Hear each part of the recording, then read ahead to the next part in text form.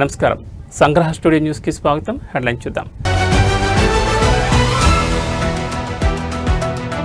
లండన్లో చంద్రబాబుతో భారత హైకమిషనర్ భేటీ. ఏపీ, యూకే యూనివర్సిటీల మధ్య భాగస్వామ్యంపై చర్చ.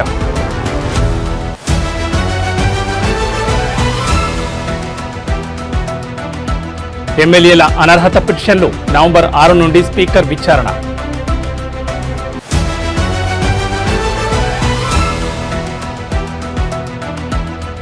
మాజీ ఎమ్మెల్యే చెవిరెడ్డికి అస్వస్థత. మంగళగిరి ఎయిమ్స్ కు తరలింపు.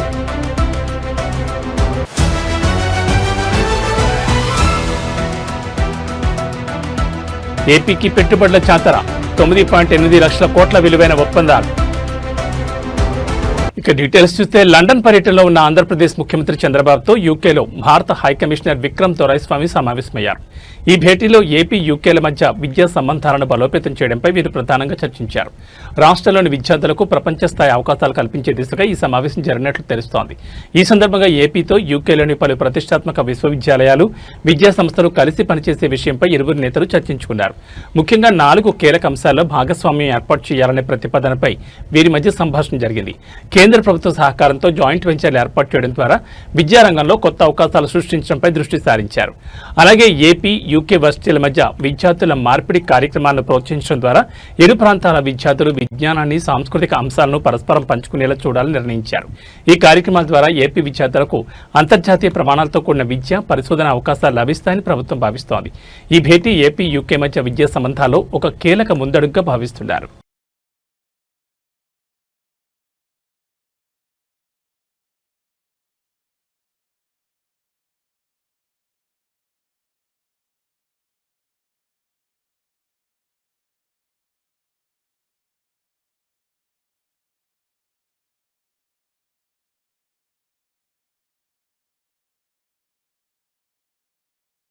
ఈ నెల 6 నుంచి ఎమ్మెల్యేల అనర్హత పిటిషన్లపై స్పీకర్ విచారణ కొనసాగనుంది. నవంబర్ 6న స్పీకర్ గడ్డం ప్రసాద్ కుమార్, తెల్లం వెంకట్రావు, సంజయ్ల పిటిషన్లను విచారిస్తారు.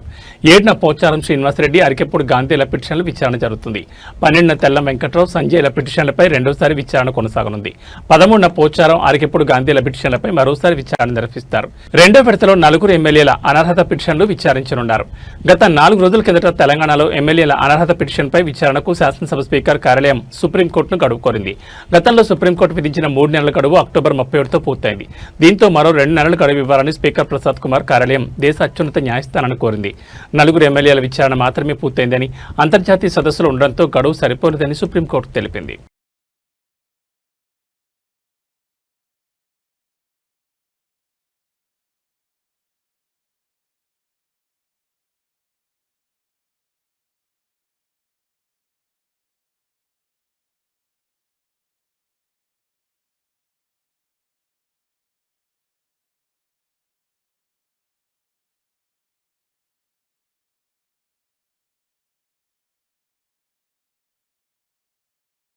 వైసీపీ ప్రభుత్వ హయాంలో జరిగిన 3,500 కోట్ల మద్యం కుంభకోణం కేసులో సిట్ దర్యాప్తు జెట్ స్పీడ్లో కొనసాగుతోంది. మాజీ చంద్రగిరి ఎమ్మెల్యే చెవిరెడ్డి భాస్కర్ రెడ్డిపై తీవ్ర ఆరోపణలు ఎదురైన నేపథ్యంలో ఆయనపై దర్యాప్తు బృందం 2వ ఛార్జ్షీట్ను కూడా దాఖలు చేసిన విషయం తెలిసిందే.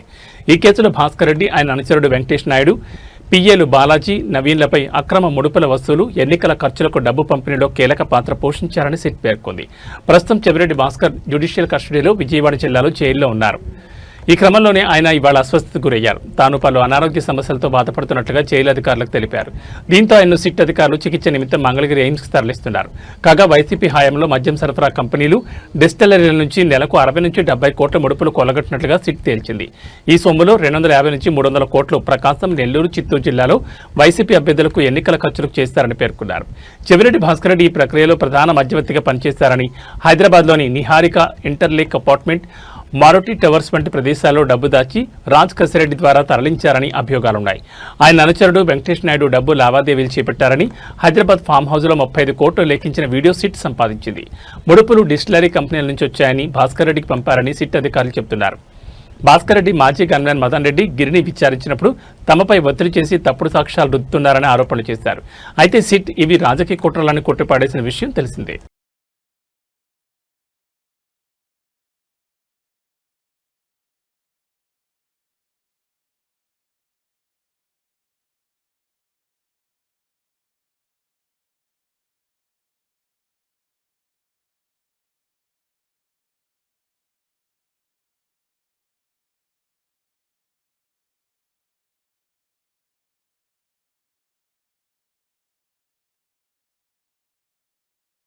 పత్తి రైతుల బాధ చూస్తే చాలా బాధాకరంగా ఉందని తెలంగాణ జాగృతి అధ్యక్షురాలు కవిత అన్నారు. రాష్ట్ర ప్రభుత్వానికి జూబ్లీహిల్స్ ఉప ఎన్నిక మీద ఉన్న శ్రద్ధ పత్తి రైతుల మీద లేదని విమర్శించారు. రాహుల్ గాంధీ వరంగల్కి వచ్చి రైతు డిక్లరేషన్ అని మాటలు చెప్పారు తప్ప ఒక్క పని కూడా అమలు చేయడం లేదన్నారు. రాష్ట్రంలో ఏ రైతు కూడా సంతోషంగా లేదన్నారు. ఇవాళ ఆదిలాబాద్లో మీడియాతో మాట్లాడిన కవిత, మోందా తుఫాన్ వస్తే పత్తిలో తేమ శాతం పెరుగుతుందని తెలిసి కూడా ఈ సమస్యను పరిష్కరించేందుకు కాంగ్రెస్, బీజేపీ, బీఆర్ఎస్ ప్రజాప్రతినిధులు స్పందించడం లేదన్నారు. ఆంధ్ర, తెలంగాణ ప్రాంతాల్లో ప్రత్యేక పరిస్థితుల రీత్యా పత్తిలో తేమ 20-25% ఉన్నా అంగీకరించాలని కేంద్ర మంత్రిని తాను కోరబోతున్నారన్నారు. జూబ్లీహిల్స్ లో రైతులు ఉంటే మా రైతుల కష్టాలు తీరేవని రైతులు చెప్పుకుంటున్నారని అన్నారు. పేదలకి ప్రభుత్వం విద్యను దూరం చేసే ప్రయత్నం చేస్తోందని, ఫీజు రియంబర్స్మెంట్ ఈఎంఐల మాదిరిగా వేస్తామని హామీ ఇచ్చిన కాంగ్రెస్ అధికారంలోకి వచ్చాక పట్టించుకోవడం లేదని కవిత విమర్శించారు. ప్రైవేట్ కాలేజీల యాజమాన్యాలు సింబాలిక్ గా కాలేజీలు బంద్ చేయాలని పిలుపునిచ్చారు. కాలేజీల యాజమాన్యాలకు తాము మద్దతు ఇస్తున్నామని తెలిపారు. మార్చి, ఏప్రిల్లో కొత్త పార్టీ అనౌన్స్ చేయబోతున్నారని జరుగుతున్న ప్రచారంపై కవిత స్పందించారు. అలాంటిదేమీ లేదని, ప్రజాబాట కార్యక్రమం ఏప్రిల్ 13న ముగుస్తుందన్నారు. ఈ 4 నెలల పాటు ప్రజల సమస్యలను అర్థం చేసుకుంటామన్నారు. జాగృతి జనం బాట పొలిటికల్ ఎజెండా కాదని, పబ్లిక్ ఎజెండాతో ముందుకు వెళ్తుందన్నారు. ఈ యాత్ర కొనసాగుతున్న క్రమంలో సంస్థను బలోపేతం చేసుకుంటామన్నారు. అనేక మంది జాగృతి పాత కార్యకర్తలతో పాటు కొత్తవారు మాతో కలిసి పనిచేసేందుకు సిద్ధంగా ఉన్నారన్నారు.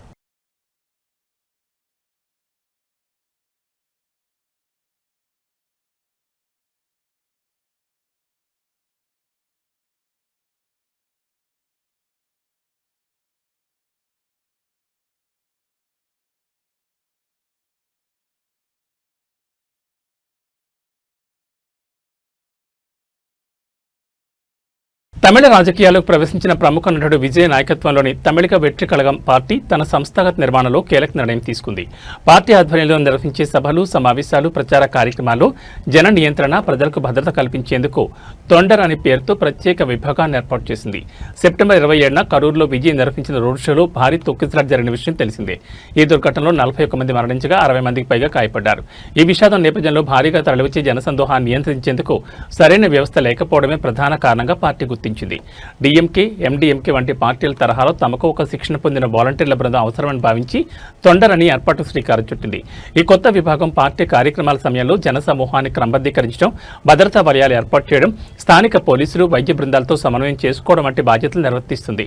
దీనికోసం ఎంపిక చేసిన పార్టీ కార్యకర్తలకు శిక్షణ ఇచ్చే బాధ్యతను 7 రిటైర్డ్ సీనియర్ పోలీసు అధికారులు చేపట్టారు. వీరిలో రిటైర్డ్ ఏడీజీపీ విఏ రవికుమార్ సహా పలువురు డీఎస్పీ స్థాయి అధికారులు ఉన్నారు. జనసమూహాన్ని నియంత్రించే మెలకువలు, భద్రతా ప్రమాణాలు, అత్యవసర పరిస్థితుల్లో స్పందించాల్సిన తీరుపై వీరు ప్రత్యేక శిక్షణ ఇస్తున్నారు. 2026 అసెంబ్లీ ఎన్నికలు లక్ష్యంగా చేసుకుని పార్టీని క్షేత్రస్థాయి నుంచి బలోపేతం చేసే వ్యూహంలో భాగంగానే ఈ నిర్ణయం తీసుకున్నట్లు పార్టీ వర్గాలు చెబుతున్నాయి. మా పార్టీ క్రమశిక్షణ, వ్యవస్థాగత పనితీరుకు మారుపేరుగా నిలవాలని అజయ్ ఆకాంక్షిస్తున్నారు. మా కార్యక్రమాలు ప్రజలకు సురక్షితంగా ఉండేలా తొండరని చూసుకుంటుందని ఓ సీనియర్ నేత వివరించారు. ఈ విభాగంతో పాటు 65 జిల్లాల్లో విద్యార్థి, మహిళా విభాగాలు కూడా పార్టీ ఆఫీస్ బేరర్లను నియమించింది. ఇటీవల తమిళనాడు వ్యాప్తంగా విజయ సభలకు రికార్డు స్థాయిలో జనం తరలివస్తుండటంతో వారి భద్రతకు ఇలాంటి పటిష్టమైన యంత్రాంగం అవసరమని పార్టీ భావిస్తోంది.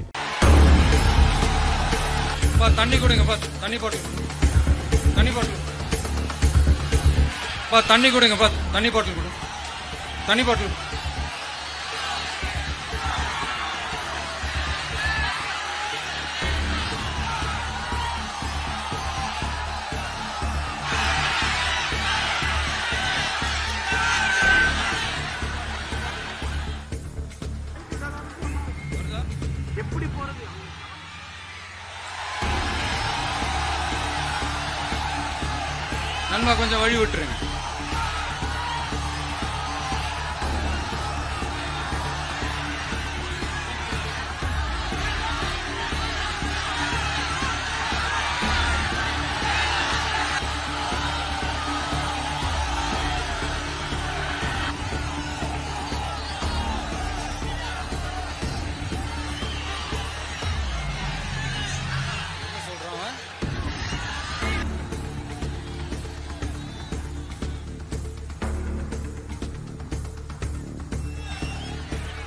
ఉదయ ఆంధ్రప్రదేశ్లోని పలు జిల్లాల్లో తేలికపాటి నుంచి మోస్తరు వర్షాలు కురుస్తాయని అధికారులు తెలిపారు. ప్రజలు అప్రమత్తంగా ఉండాలని సూచించారు.